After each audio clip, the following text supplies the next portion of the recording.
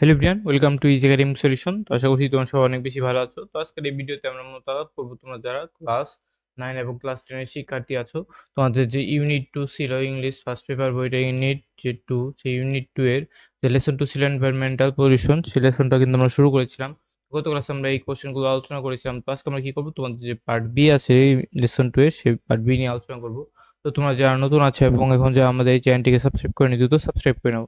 তো দেখো এখানে কি বলা হয়েছে, নাও read the following passages to know more about environmental pollution in Bangladesh. অর্থাৎ বাংলাদেশের environmental pollutionটা সম্পর্কে বিস্তারিত জানতে নিচের প্যাসেজটা পড়ো। তো দেখো এখানে কি বলা হয়েছে, Bangladesh is now in the grip of all sort of pollution. অর্থাৎ বাংলাদেশ এখন কি আছে, গ্রিপ মানে যে আঁকড়ে ধরে আছে, অর্থাৎ সব ধরনের পলিউশন বাংলাদেশকে আঁকড়ে ধরে আছে। যেমন কি কি, এয়ার পলিউশন, বায়ু দূষণ, সয়েল পলিউশন, সয়েল মানে হচ্ছে মাটি, মাটি দূষণ, তারপর ওয়াটার পলিউশন, পানি দূষণ, দ্য ডুয়েলার্স মানে হচ্ছে বাসিন্দা অফ দ্য আরবান এরিয়া অর্থাৎ শহর এলাকায়, আর দ্য হোস্ট সাফারার্স এরা সবচেয়ে বেশি সাফার করতে হয় অফ সাস পলিউশন, এইসব পলিউশন, অর্থাৎ যারা শহরে থাকে তাদের এই সব বেশি সহ্য করতে হয়। দ্য ইনডিসক্রিমিনেট ইন্ডাস্ট্রিয়ালাইজেশন অর্থাৎ নির্বিচারে মানুষ কি করছে, যে ইন্ডাস্ট্রিয়ালাইজেশন অর্থাৎ শিল্প কারখানা গড়ে তুলছে, প্রসেস ইন বাংলাদেশ, বাংলাদেশ এটা গড়ে ওঠানো হচ্ছে শিল্প কারখানা ওভার দ্য পাস্ট ডিকেড অর্থাৎ গত যে শতকে। ও দেখো, has created significant environmental pollution, এরপরে অনেক এনভায়রনমেন্টাল পলিউশনের উৎপত্তি হয়েছে। We will now read about some of the most common types of environmental pollution, অর্থাৎ আমরা এখন কিছু কমন টাইপ এনভায়রনমেন্টাল পলিউশন সম্পর্কে জানবো, and way of coping with them, এবং কিভাবে আমরা সেগুলোর সাথে কি করতে পারি, যে কোপ আপ করতে পারি, অর্থাৎ সেগুলোর সাথে চলতে পারি এবং সেগুলো থেকে পরিত্রাণ পেতে পারি। তো চলো আমরা শুরু করি। তো তোমরা যারা আমাদের সাথে ইংলিশে পেপার কোর্সটা করতে চাও, অর্থাৎ তোমাদের যে ন্যারেশন, আর্টিকেল, তারপরে চেঞ্জিং ভয়েস, ডিগ্রি, তারপরে ট্যাগ কোশ্চেন এগুলো করতে চাও, তারা আমাদের এই যে হোয়াটসঅ্যাপ নাম্বারটা আছে, এই হোয়াটসঅ্যাপ নাম্বারে তোমরা কি করতে পারো, এই হোয়াটসঅ্যাপ নাম্বারে তোমরা যোগাযোগ করতে পারো। তাহলে আমরা তোমাদের সেই কোর্সটায় ভর্তি করে নেব। মাত্র তোমাদের 300 টাকা ফি দিতে হবে প্রতি মাসে, ঠিক আছে? তো দেখো এখান থেকে এয়ার পলিউশন সম্পর্কে কি বলা হয়েছে, যে air pollution has comes of a wide variety of sources, অর্থাৎ এয়ার পলিউশনটা অনেকগুলো সোর্স আছে, এয়ার পলিউশনটা যে হয় সেগুলো নানাভাবে হয়ে থাকে। ইন বাংলাদেশ, বাংলাদেশে poisonous exhaust from industrial plants, অর্থাৎ যে বিভিন্ন যে শিল্প কারখানা আছে সেখান থেকে পয়জনাস মানে বিষাক্ত যে বর্জ্য বের হয়। তারপরে ব্রিক্স কিলস অর্থাৎ যে ওই যে আমাদের যে বৈদ্যুতিক যে চুল্লি আছে, অর্থাৎ যে ইট বানানোর যে চুল্লিগুলো আছে সেগুলো, old and poorly service vehicle এবং আমাদের যে পুরানো ভাঙাচোরা যানবাহন আছে সেগুলো, অ্যান্ড ডাস্ট ফ্রম রোডস এবং রাস্তার যে ধুলাবালি, অ্যান্ড কনস্ট্রাকশন সাইট এবং কনস্ট্রাকশনের যে সাইটের যে ধুলাবালি, যেগুলো কি করে major source of air pollution, এগুলোর কারণে মতো এয়ার পলিউশন হয়। অর্থাৎ বর্তমান কিন্তু ঢাকা সিটিতেই কি আছে জানো, বর্তমানে ঢাকা সিটি যে ওয়ার্ল্ডে, পুরো ওয়ার্ল্ডে এয়ার পলিউশনে কি ফার্স্ট অবস্থানে আছে। এটা তোমরা চাইলে গুগল করতে পারো, তোমরা গুগলে লিখবে যে which city is first position of air pollution, তাহলে দেখা কি আসবে, ঢাকা সিটি। আমাদের সবার কি করা উচিত, এই এয়ার পলিউশন এবং অন্যান্য পলিউশন নিয়ে সতর্ক হওয়া উচিত, কিন্তু এটা কেউই এই ব্যাপারে কোনো সতর্ক হচ্ছে না। তো দেখো, we can minimise this type of pollution, অর্থাৎ এই টাইপ অফ পলিউশন আমরা কি করতে পারি, কমাতে পারি কিভাবে, by making less use of motor vehicle, তো আমরা মোটর যানবাহন কমাতে পারি, ঠিক আছে, and avoiding the use of vehicles older than 20 years, এবং যে সকল যানবাহনের বয়স 20 বছরের বেশি সেগুলো আমরা পরিত্যাগ করতে পারি। We may also use proper lubricants to lessen the level of emission and pollutants, অর্থাৎ আমরা কি করতে পারি, যে প্রপার যে আমাদের lubricants আছে সেগুলো ইউজ করতে পারি যেন আমাদের ইমিশন এবং যে পলিউটেন্ট যেন কম বের হয়। We can encourage people, অর্থাৎ মানুষকে আমরা কি করতে পারি, এনকারেজ মানে হচ্ছে অনুপ্রাণিত করা, আমরা মানুষকে অনুপ্রাণিত করতে পারি টু ইউজ কম্প্রেসর গ্যাস অর্থাৎ সিএনজি ব্যবহার করার জন্য, অর লিকুইড পেট্রোলিয়াম গ্যাস অথবা এলপিজি ব্যবহার করার জন্য, ঠিক আছে, ফর ফুয়েলিং দেয়ার কার্স, কারণ এগুলো দূষণের মাত্রা একটু কম হয়।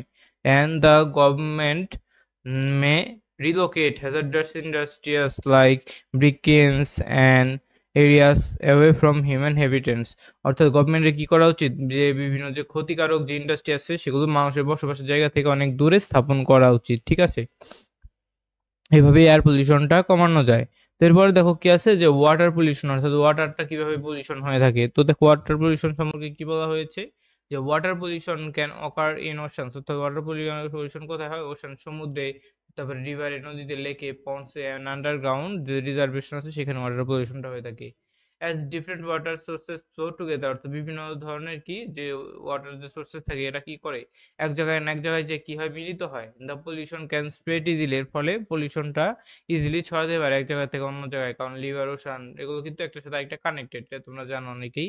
And quickly causes of water pollution include, অর্থাৎ ওয়াটার পলিউশনের কয়েকটা কারণ এখানে দেওয়া আছে। দেখো প্রথমটা কি আছে, ইনক্রিজ সেডিমেন্ট ফ্রম সয়েল, অর্থাৎ যে মাটি থেকে কি করা যে বিভিন্ন ধরনের যে বর্জ্য সেখানে যাওয়া, এরপর কি রসায়ন ক্ষয়, improper waste disposal and littering, অর্থাৎ আমাদের যে ধরো কলকারখানার বর্জ্য আছে সেগুলো অনেক কলকারখানা কি করে সরাসরি যে নদী বা পুকুরে লাইন দিয়ে দেয়, এরপরে কি হয় সেই নদী বা পুকুরও কি হয়ে যায় সেখানে দূষিত হয়ে যায়, সেই বর্জ্যগুলো সেই নদীতে যায় এবং সেখানে কি হয় দূষণ ঘটায়, ঠিক আছে। দেখো এর পরবর্তীতে কি আছে যে leakage of soil pollution into water supply, এবং যে সয়েল বা মাটি দূষণ যে হয় সেটাও ওয়াটারের সাথে তো মিশ্রিত অবস্থায় থাকে, এরপরে সেটাও অনেক সময় যে মাটি দূষণও ওয়াটার পলিউশন তৈরি করে। অর্গানিক ম্যাটেরিয়ালস যে থাকে that decay in water supplies, এবং সেগুলো ওয়াটার সাপ্লাইস এর ক্ষেত্রে কি করে বাধা প্রদান করে। তো ইনফ্যাক্ট কি বলা হয়েছে যে যে polluting the lands means polluting the water, অর্থাৎ যখন মাটি যখন দূষিত হয় তখন কি হয় সে মাটির সাথে সাথে সে আশেপাশের কি যে ওয়াটার আছে সে ওয়াটারটাও মূলত দূষিত হয়ে যায়, ঠিক আছে। তো দেখো এর পরবর্তী কি বলা হয়েছে, throwing away a toxic substance on the ground near a water sources mean it eventually reaches the body of water, অর্থাৎ তুমি যদি কোনো মাটিতে ধর বর্জ্য পদার্থ ফেলে, এটার পাশে একটা কি আছে নদী আছে বা পুকুর আছে, সেই বর্জ্য পদার্থ কিন্তু পুকুরে গিয়ে এক সময় মিলিত হবে, এর ফলে সেই পানিটা দূষিত হয়।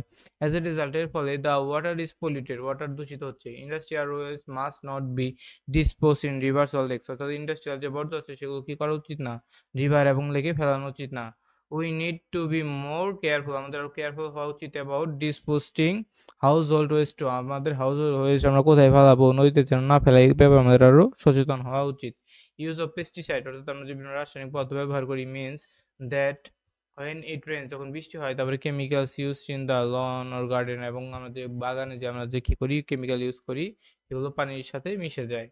Therefore we must be aware of danger of using pesticides as they may pollute our rivers, canals and lakes, অর্থাৎ আমাদের যে রাসায়নিক পদার্থ বা সার ব্যবহার করার ক্ষেত্রে আমাদের কি করা উচিত, সতর্ক হওয়া উচিত, সেগুলো যেন আমাদের পানি দূষণ না করে। আজকে এ পর্যন্তই থাকবে, পরবর্তী ক্লাসে আমি তোমাদের যে সলিউ সলিউশন আছে এবং তোমাদের যে অ্যাক্টিভিটি গুলো আছে অ্যাক্টিভিটি সি ডি ই এ অ্যাক্টিভিটি গুলো দেখানোর চেষ্টা করব, ঠিক আছে। তো সবাইকে ধন্যবাদ জানিয়ে আজকে আমরা এখানেই শেষ করছি। আর যারা আমাদের সাথে ইংলিশ সেকেন্ড পেপার কোর্সে যুক্ত হতে চাও তারা এই হোয়াটসঅ্যাপ নাম্বারটায় কি করতে পারো, যোগাযোগ করতে পারো। তো দেখো আমাদের যে ইংলিশ সেকেন্ড পেপার কোর্সটা আছে সেই ইংলিশ সেকেন্ড পেপার কোর্সে আমাদের যে বিশেষ স্যারে ভর্তি চলছে, আমাদের ফেব্রুয়ারির 1 তারিখ থেকে আমাদের ক্লাস শুরু হচ্ছে। তো আমাদের কিন্তু জানুয়ারিতেও একটা ক্লাস ছিল, সেই ক্লাসটাও চলমান আছে। তো তোমরা যারা নতুন ভাবে ভর্তি হতে চাও এই কোর্সটায় ভর্তি হতে পারো। এটা হচ্ছে তোমাদের মতো আমরা সেকেন্ড পেপারে যে যত কিছু আছে ধরো আর্টিকেল, তারপরে যে টেন্স, তারপরে আছে কি সেন্টেন্স, তারপরে ন্যারেশন, তারপরে আরো কি আছে যে ভয়েস চেঞ্জ আছে, তারপর তোমার যে ডিগ্রি আছে, এই সকল বিষয় ইংলিশ গ্রামারে তোমাদের কিন্তু 9-10 আছে তাদের 100 মার্কে পরীক্ষা হবে, এবং যারা 6-7-8 আছে তাদের 50 মার্ক গ্রামারে থাকবে। তো তোমরা যারা গ্রামারে ভালো করতে চাও আমাদের ব্যাচটায় ভর্তি হয়ে নেবে। তো তোমরা যারা এই জানুয়ারি মাসের 25 তারিখের ভিতরে ভর্তি হবে তোমাদের জন্য আমরা একটা বিশেষ ডিসকাউন্ট দিচ্ছি, তোমরা 350 টাকার বদলে মাত্র 330 টাকায় ভর্তি হতে পারবে, এবং নবম দশম শ্রেণীর শিক্ষার্থীরা তোমরা 400 টাকার পরিবর্তে 350 টাকায় ভর্তি হতে পারবে। তো দেখো তোমাদের যারা ভর্তি হতে ইচ্ছুক তারা এই নিচে দেওয়া হোয়াটসঅ্যাপ নাম্বারে মেসেজ দিতে পারো বা ফোন দিতে পারো, এবং যে এই নাম্বারে সরাসরি ফোন দিতে পারো।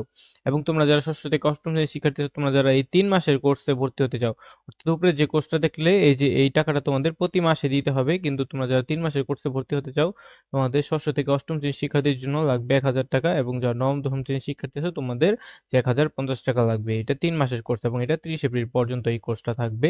এবং যারা প্রতি মাসে মাসে দিতে চাও তারা এই যে এই উপরের কোর্সটা নিতে পারো।